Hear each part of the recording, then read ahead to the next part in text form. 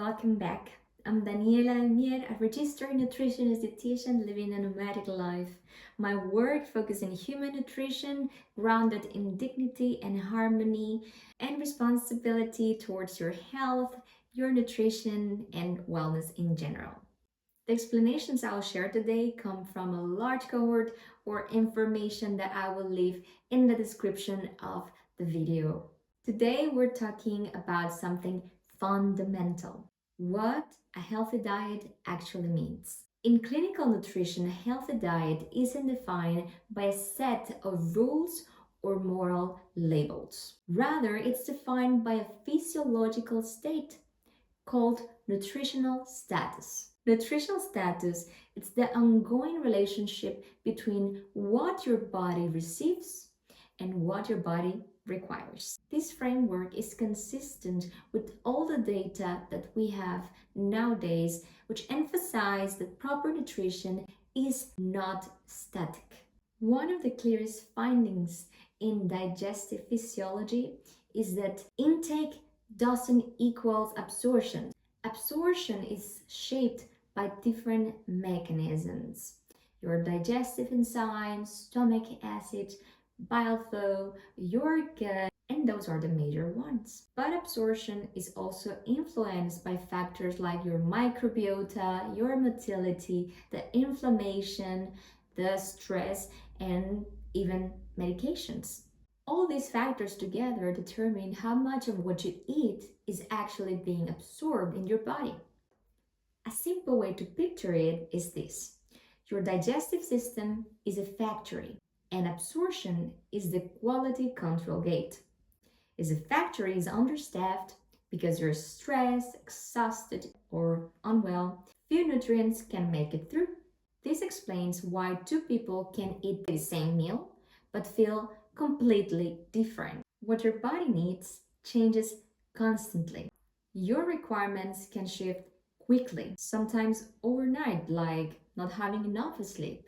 And this is why textbooks like Modern Nutrition highlights that our requirements are never fixed. They adapt to your physiology and environment. Sleep studies in the Lancet show a 20 or 30% drop of insulin sensitivity after one short night's sleep.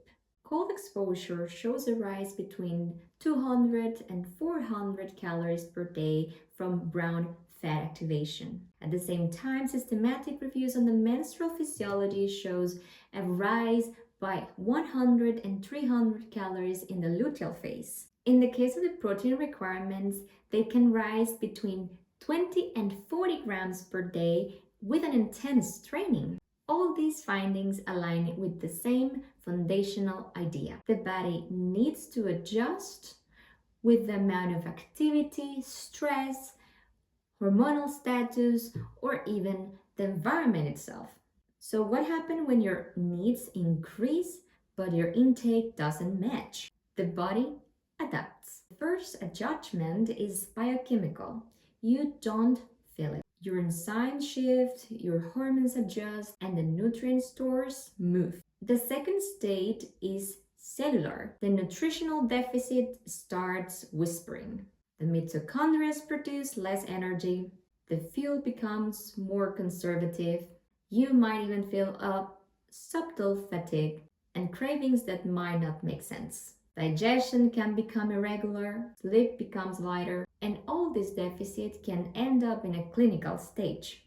This is the stage where the symptoms and signs appear. We can observe that analytically in a blood test, like a calcium deficit, that physically or clinically speaking can be reflected in the quality of your nails or the quality of your bone density. There are certain patterns that, repeated across different cultures, have shown a healthier nutritional status, and we're going to talk about them. Initially, between 300 and 400 grams of vegetables per day, which equals between 2 and 4 cups. The fruit, it's 150 till 300 grams. Whole grains between half and 1 cup cooked per meal. It also includes healthy plant fat like olive oil or nuts daily. The salt It's limited between 2 and 5 grams, which means half or 1 tablespoon. Calcium and iron sources are between 1 and 2 servings per day. These patterns support metabolic stability, hormonal balance, and long-term health. As conclusion, a healthy diet isn't a rigid prescription. It's a constant adaptation between your physiological needs and your intake. As always, it's important to remember that nutrition is a science. As always, nutrition is a science that evolves. New findings refine our understanding and challenge old assumptions. Staying informed and self-aware is crucial to develop nutritional wisdom. If you would like to explore your nutrition deeply, you are welcome to reach out in my website. If you would like to leave some ideas for future content, you can leave it in the comments. And if you like the video, you can share and subscribe to the channel.